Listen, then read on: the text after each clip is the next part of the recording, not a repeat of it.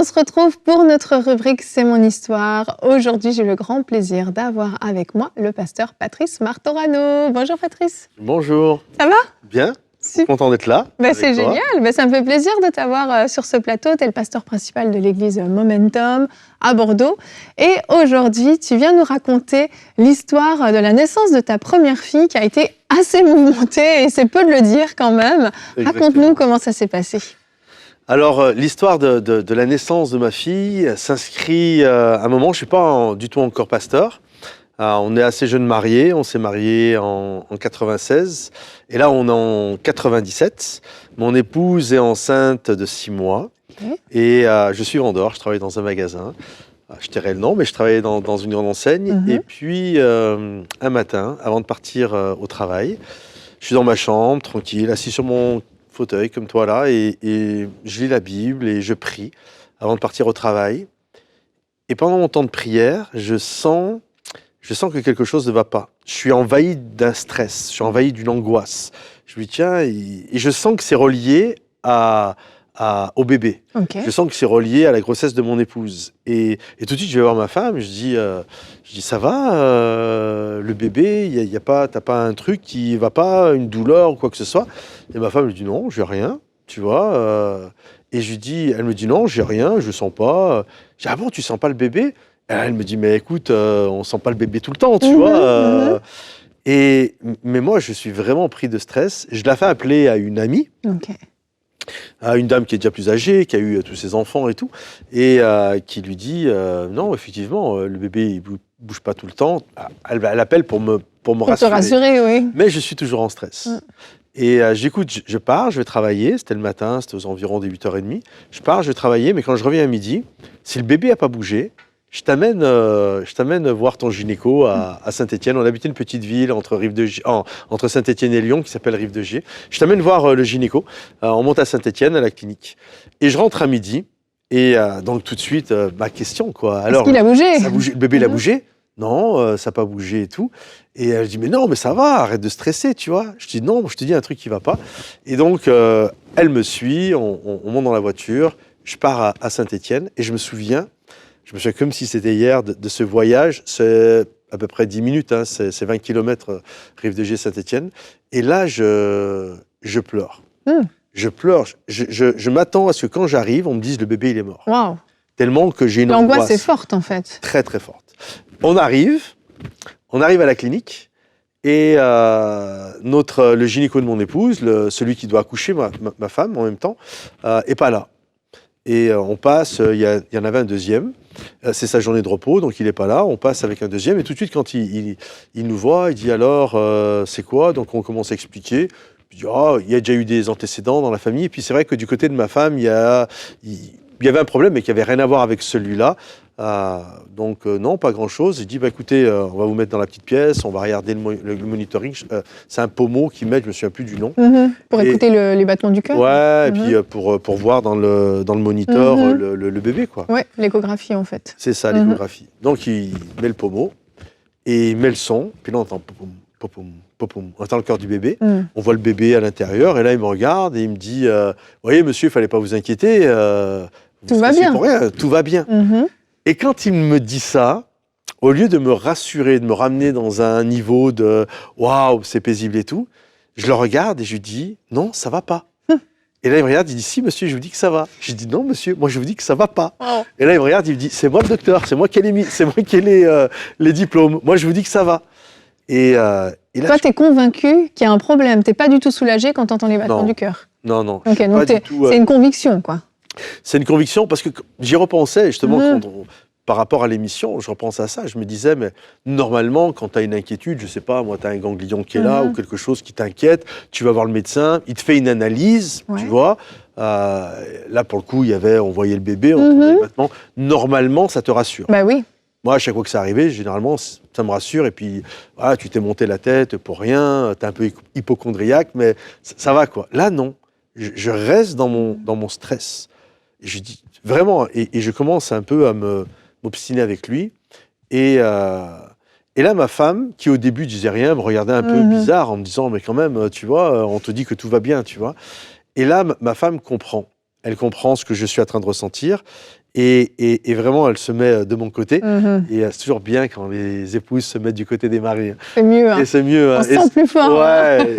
Et ça fait la balance. Mais bien sûr, bien Parce sûr. que j'étais en train de m'obstiner comme ça avec le chirurgien, enfin le médecin. Et donc, là, il me regarde et je me suis tout le temps, il nous parle comme si on était des demeurés, des idiots. Parce qu'il me dit, revenez lundi, on fera un Doppler, c'est-à-dire c'est la visite la plus poussée du 5e mois. Enfin, en tout cas, à cette époque, je ne sais pas comment ça se passe aujourd'hui. Et il fallait revenir le lundi. Okay.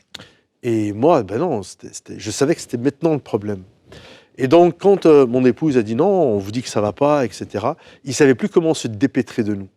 Il dit, écoutez, on va vous mettre à l'étage, on va vous mettre dans une petite pièce, on va vous brancher des petits, je sais pas comment on appelle ça, là, ça prend les battements du corps du bébé, on va sur un monitoring, on va vous brancher pendant 1 heure, et comme ça, vous serez content, tu vois, mais vraiment comme si on était bête. Hein. Ouais. Monsieur, il va être content, voilà, comme ça. Ça va aller mieux. Il va être content, le monsieur. Hein. Et c'était vraiment comme ça. Mais j'étais tellement content qu'on le fasse que je n'ai même pas tenu rigueur. Voilà, je m'en fiche. Pas à ce stade-là. Tu voulais que ton bébé aille bien. C'est ça. Puis je voulais surtout qu'on fasse l'examen. Donc, ok, pas de souci. On fait comme ça. On monte à l'étage. Et donc, il branche mon épouse. Et ça dure pendant 1 heure. Ils prennent tous les battements, là, les petits graphiques et tout. Et au bout d'1 heure, on voit l'infirmière qui arrive. Et je vois que quand elle voit le graphique, je vois qu'elle fait une drôle de tête. Je lui dis, ça va pas? Elle me dit, je sais pas, je vais chercher le médecin. Et là, on attend 5 minutes, 10 minutes, 15 minutes. Il a mis au moins 20 minutes à arriver. En fait, le médecin n'est jamais revenu devant nous. Celui du début. Celui du début. Ils ont fait chercher, appeler le gynéco de mon épouse. Celui qui suivait celui qui suivait, celui qui devait faire l'accouchement. Ils l'ont fait chercher. Et il est venu sa journée de repos parce que l'autre, il a tellement eu honte qu'il n'a jamais osé revenir vers nous. Tu m'étonnes. Et donc là, il rentre, le docteur rentre, et il nous dit, voilà, le bébé, il lui reste moins d'1 heure à vivre, mais il y a une chance de vivre.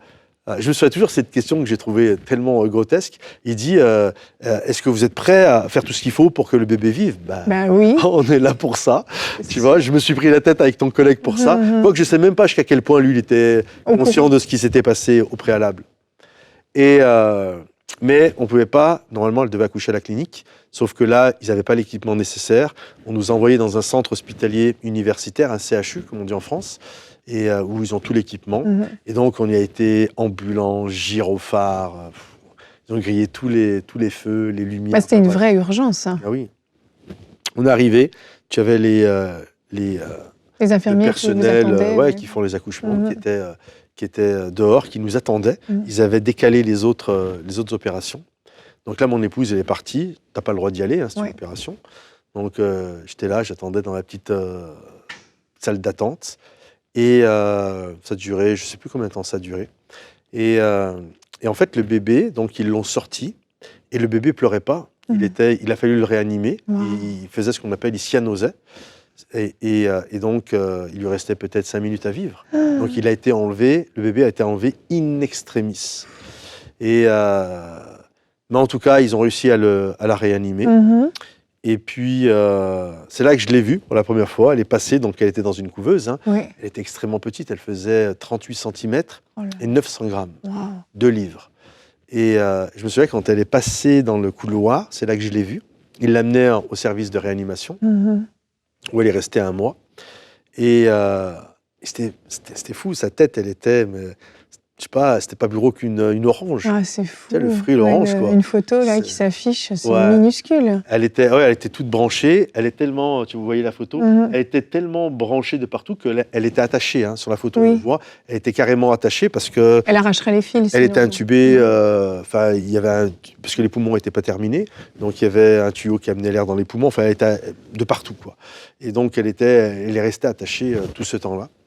Et je me souviens, quand je l'ai vue, j'ai voulu la caresser, et mon doigt, je me souviens, je voulais lui caresser la joue, mon doigt, on le voit sur une des photos, pas celle-là, mais tu as l'impression que mon doigt, c'est un bras quasiment à côté, tellement que son visage est tout petit. C'est fou. Et elle ne pouvait pas avoir de sucette, par exemple. Même les sucettes, les plus petites des sucettes des nourrissons, c'était trop grand pour sa bouche. Donc elle n'a jamais eu de sucette. Et donc voilà, elle est née 38 cm, 900 grammes. Et ma femme Elle ne peut même pas la voir. Elle n'a pu la voir que le lendemain, parce qu'elle sortait d'une opération. Bien sûr. Donc ça a été que le lendemain. J'avais fait une photo. À l'époque, il n'y avait pas les appareils photo, les iPhones. Hein, c'était en 97. Donc c'était un Polaroid qu'ils avaient, les infirmiers. Donc j'ai amené une photo du Polaroid pour qu'elle voit. C'est la photo que vous avez vue. Oui. En plus, t'es une maman, tu vois une photo comme ça, c'est pas... C'est intimidant quand même. Intimidant, hein. Comment tu t'es sentie, toi, quand tu la vois dans la couveuse? T'as peur pour sa vie encore? Non. L'angoisse que tu avais est complètement partie une fois qu'elle était sortie, elle était dans la couveuse. Pour toi, c'était réglé? Tout était bon. Je me souviens, les gens venaient la voir, donc des gens de la famille et puis des gens de l'église aussi. Donc ils la voyaient forcément derrière une vitre. Et ils étaient tous là comme désolés, tu vois, on va prier, tu vois, comme ils ont tous peur qu'elle meure. Ben oui. Et moi, je suis en mode, non, tout va bien. Qu'est-ce qui te donne cette assurance? Parce que pour moi, si Dieu m'a parlé pour sauver ma petite fille, c'est qu'il l'a sauvée. Donc à partir du moment où elle est vivante, elle est sortie, et que, voilà, elle est vivante, c'est pour moi, il n'y a plus de doute. Dieu l'a sauvée. Ouais. Donc c'est pas pour la faire mourir demain. C'est vrai. Dieu l'a sauvée. Donc, je suis en paix profonde par rapport à ça. Et comment elle s'est développée, alors, cette petite? Parce qu'il y a un retard, quand même. Alors, il me disait, elle ne va pas marcher avant 2 ans. Elle risque de parler tard, 3 ans, 3 ans et demi. Et en fait, absolument pas, elle a eu 0 retard.